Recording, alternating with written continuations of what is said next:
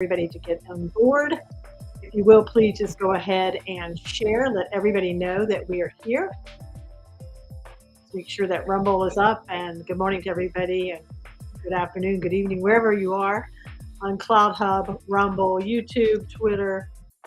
Thank you for coming in. Thank you for sharing. And thank you for watching the replay. Go ahead and just share. 1 second. Okay. All right. Looks like we are up and going. So we'll go ahead and get started. Let me stop the music that we're playing here. All right. So today we have a new topic, of course, and we'll talk about it afterwards to see what you think about it. And today is about longevity of life. So as we have everybody up and loaded, let's go ahead and get started and go ahead and play this. Here we go. Okay, today we're going to take a look at what are some things that may extend my life? What does it take to live longer? The Society of Actuaries, or SOA, is the go-to resource. According to the SOA, a 65-year-old male today in average health has a 55% probability of living to age 85. For a 65-year-old woman, the probability of reaching 85 is 65%. Age 90 isn't some outlier either. The SOA's data suggests that a 65-year-old male today in average health has a 35% chance of living to age 90. For a woman, the odds are 46%. If our two 65-year-olds live together, there is a 50% chance both will still be alive 16 years later, and that one will survive 27 years. That's just assuming average health. Now, suppose you have a wonderful gene pool and are committed to healthful habits. According to the SOA, a non-smoking 65-year-old male in excellent health today has a 43% probability of living to age 90, and a similar 65-year-old female has a 54% probability of living to 90. 1/3 of today's 65-year-old women in excellent health and about 1 in 4 men are expected to be alive at 95. So, what does it take to achieve a healthy longevity of life? Body type could be a factor. Now, what body type lives the longest? Well, even though BMI remains the go to measurement of body health, research suggests that paying attention to waist measurements may be more accurate. Specifically, research into the waist to height ratio points to why pear shaped people tend to live longer than apple shaped people, even if their overall weights and heights are comparable. In the 1950s, health researchers began to take note of the way fat was distributed throughout the body, paying attention to whether it was located in the upper or lower torso. During the 1980s and 90s, scientists noted that the WHR helped predict risks of death and heart disease. Studies since then have continued to highlight the usefulness of the WHR measurement. The higher your WHR, the larger your waist is relative to your height and the more weight you carry around your midsection. A healthy WHR is generally around zero point 0.4 to 0.49. A ratio of 0.5 to 0.59 indicates an increased risk of health issues, and a ratio higher than 0.6 indicates obesity and an even greater risk of health issues. A 2019 review published in Canadian Family Physician looked at the question of central obesity, or large deposits of fat around the waist, in people whose BMIs were considered to be in the healthy range. Researchers found that central obesity, commonly described as having an apple shape, was more closely related to a risk for illness and death than simple weight or BMI measures. Another study published in 2019 in the European Heart Journal looked at postmenopausal women in the United States with BMI measurements considered healthy. Researchers found that those who had more upper body or trunk fat and lower amounts of leg fat had 3 times the risk of developing heart disease than those who had no upper or lower body fat or those with just leg fat. Meanwhile, a consensus statement published in 2020 in Nature Review Endocrinology recommended that the healthcare professionals treat waist circumference as an essential vital sign. The authors advise that it should be measured and taken into account just like weight and blood pressure. Your body mass index or BMI is also important.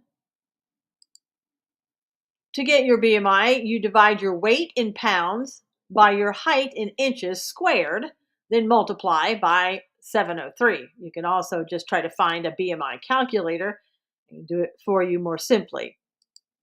Now, your final BMI calculation places you in one of 5 groups. A BMI of below 18.5 means you're considered underweight. Between 18.5 to 24.9 is considered a healthy weight. And between 25 and 29.9 is considered overweight. Between 30 and 39 is considered obese. And between 40 and over is considered extremely obese. So, what should be done about the belly fat? First, it's important to understand that targeted fat loss, sometimes called spot reduction, does not work. There's no way to specifically eliminate belly fat by exercising muscles around the belly. So, while sit ups and crunches may help you develop some of your abdominal and core muscles, they alone won't burn off belly fat.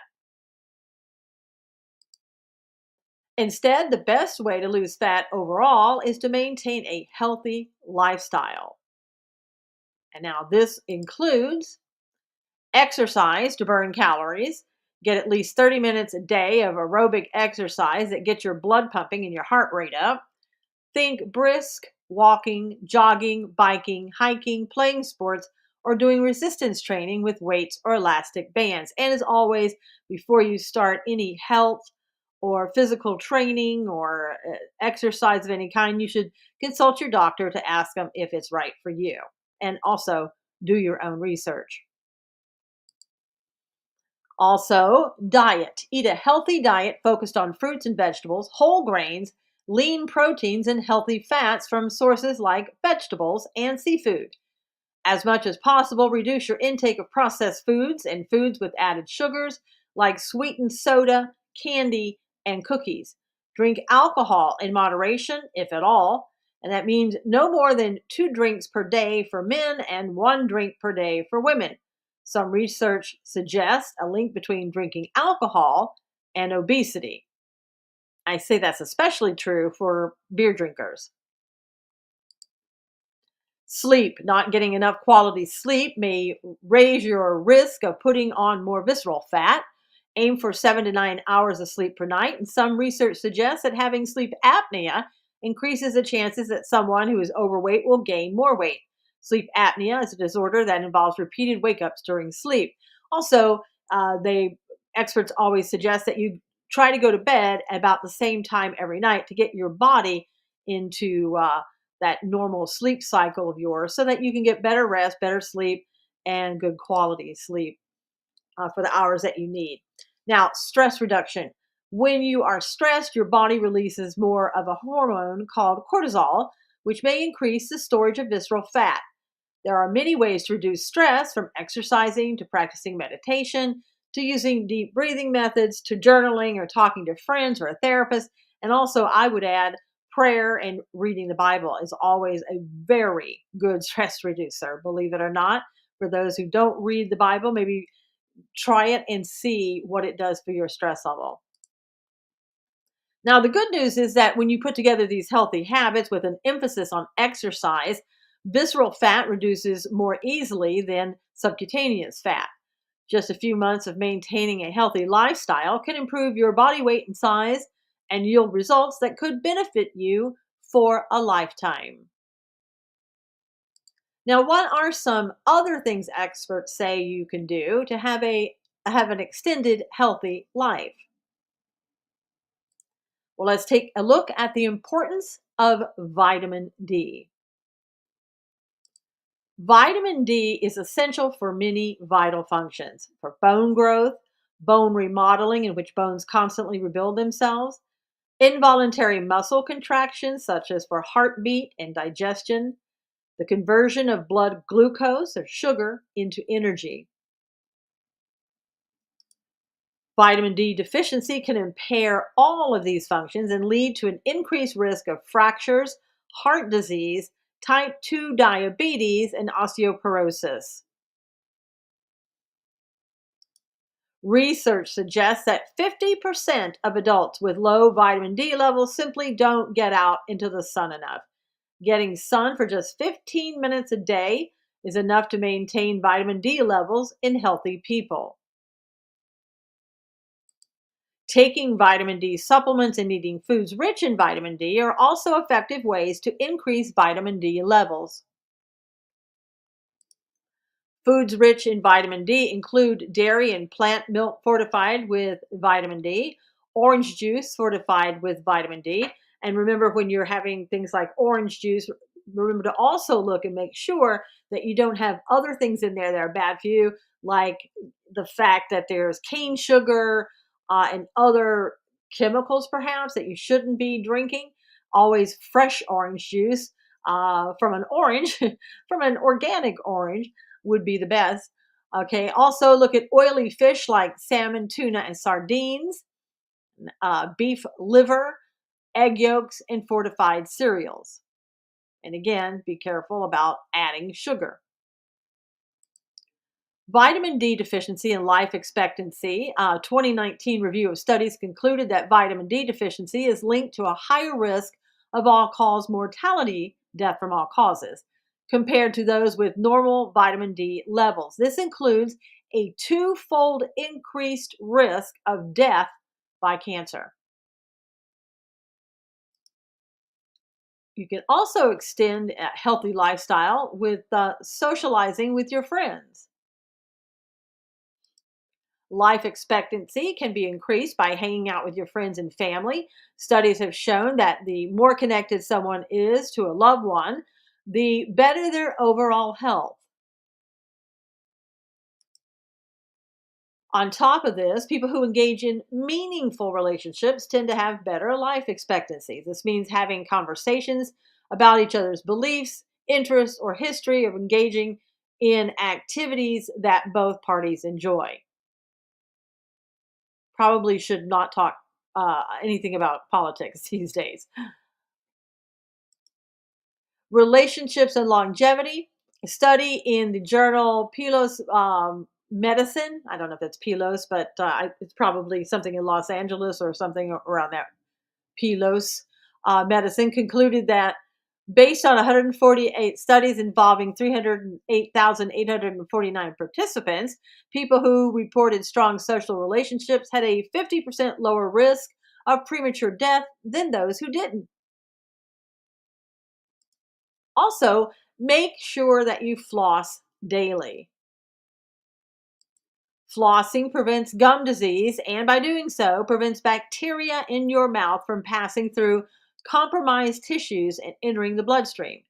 These blood-borne bacteria can migrate to the heart, where they can infect and damage the heart muscle and valves. Gum disease, otherwise known as periodontitis, affects 11% of the world's population and is the sixth most common disease worldwide. Severe periodontitis is directly linked to not only an increased risk of heart disease, but also an increased risk of death from heart attacks. And this is according to a 2020 review of studies in the Journal of Clinical Periodontology.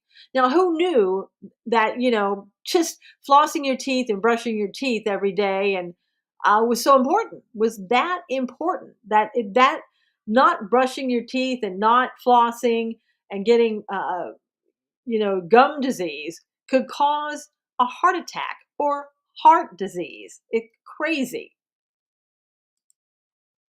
All right. Also, You can extend your life, they say, by becoming a vegetarian. Hmm. Well, this should in no way suggest that you should abandon meat or that it's even appropriate or safe for you to do so. But research has shown the principles of vegetarianism may increase life expectancy by overcoming three barriers to good health, namely obesity, the overconsumption of sugar, the consumption of saturated fats found in animal based foods. By doing so, a person can reduce their risk of related diseases like high blood pressure, diabetes, heart disease, and even colon cancer.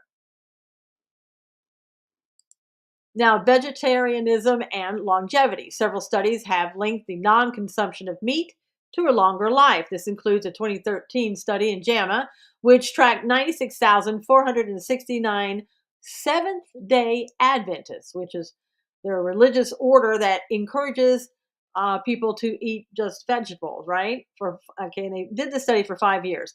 At the end of the study period, the researchers found that females and males in the group who practice vegetarianism live 6 and 10 years longer, respectively, than counterparts who ate meat.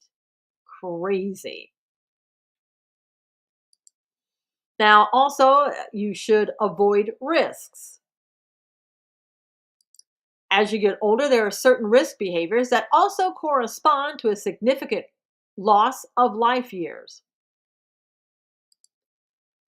According to a 2021 study in the journal Aging, these include prolonged sitting, you lose about 2 to 4 years, high blood pressure, loss of about 4 to 5 years, being chronically underweight, you lose about 4 to 8 years, smoking, losing between 5 and 7 years, alcohol abuse, a loss of 5 to 7 years, physical inactivity, a loss of 5 to 7 years, and type 2 diabetes, a loss of 7 to 10 years.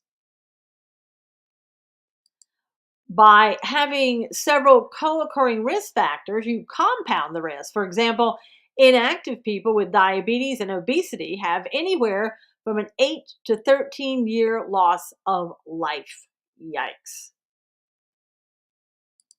Now, they say you should also get health screening and tests. Routine screenings are needed based on your age and sex. This includes mammograms, colonoscopies, pap smears, and STI screenings, according to the experts. Now, what race lives the longest? Asian people have the longest average life expectancy of 83.5 years, and American Indian Alaska natives have the shortest, or 65.2 years. Specifically, it seems that Japanese people have the highest life expectancy in the world. Now, why is that? They say that several diets are conducive to the maintenance of good health and to the prevention of cardiovascular disease. For example, the Mediterranean diet, as one I always talk about, and the DASH diet, or the dietary approaches to stop hypertension. The vegetarian diet is another one, and the Japanese diet.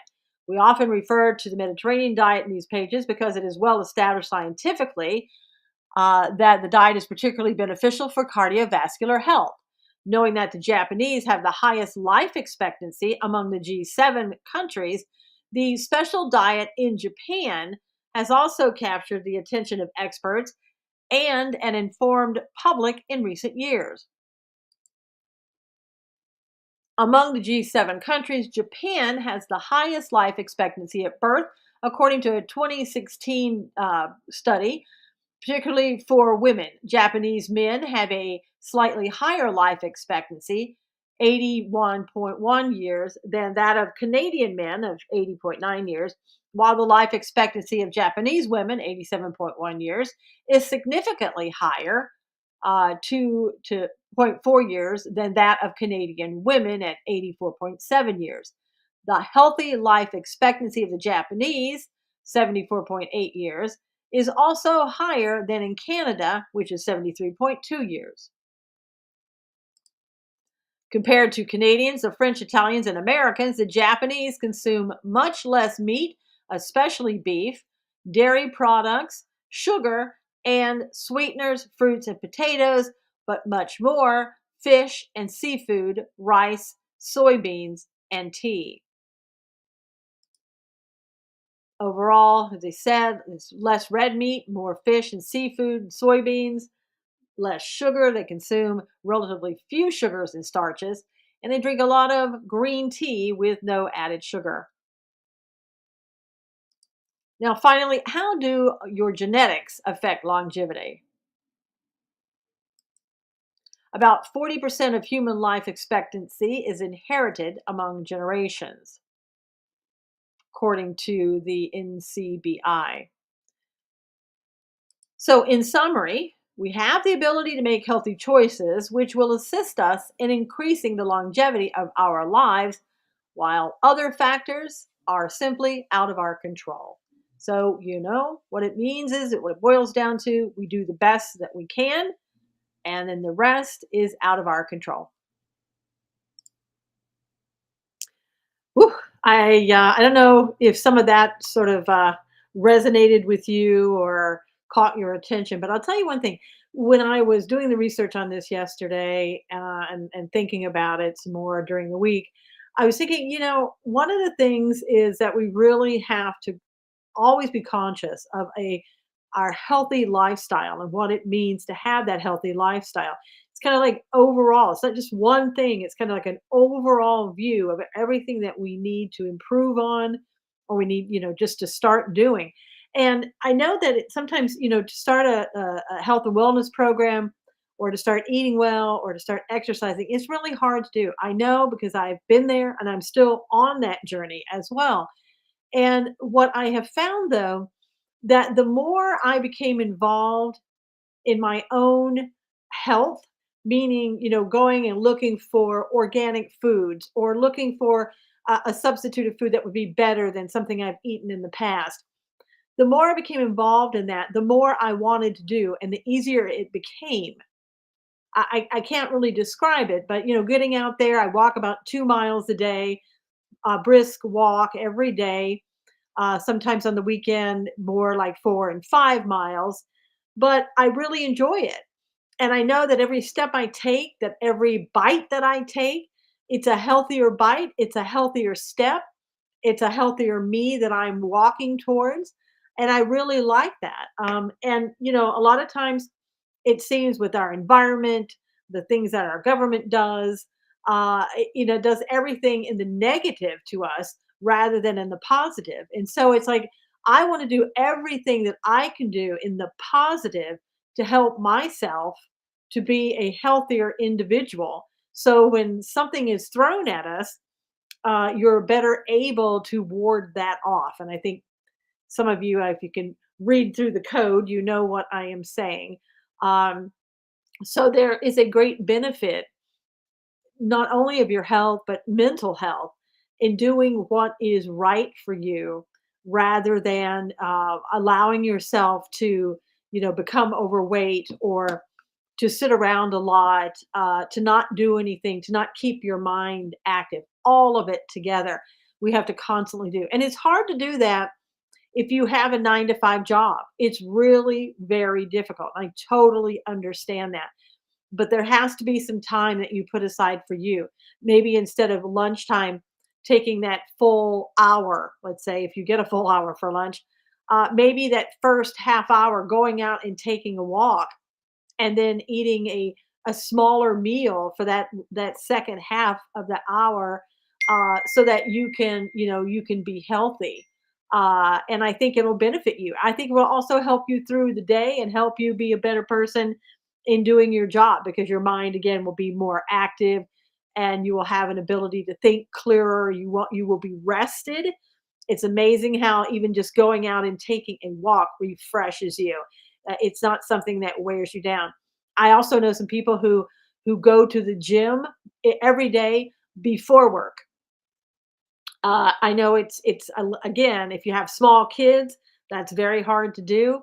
But for those, let's say, who have maybe grown kids and you can get to the gym before work, go to bed maybe an hour earlier, get up an hour earlier, go to the gym, work out, take a shower there, get dressed, go to work. And again, you will feel and be healthier in the long run if you're doing that. And your longevity of life will be about your quality of the longevity of life that you have. And I think that is very important. So I don't know if we have any questions or not, but I did want to bring this to you today and give you just food for thought and something to think about until we meet again next week on Tuesday.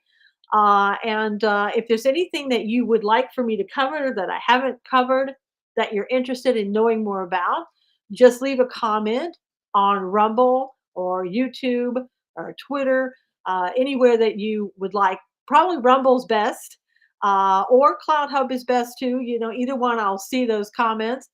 But if you leave it on Rumble, just go to just look for Rumble Susan Knowles, at Susan Knowles on Rumble, and you'll find me there. And you can leave a comment under today's show, and I will get that comment, and you can let me know of a topic that you haven't heard me do that you really are interested in learning about. And again, this journey is my health and wellness journey.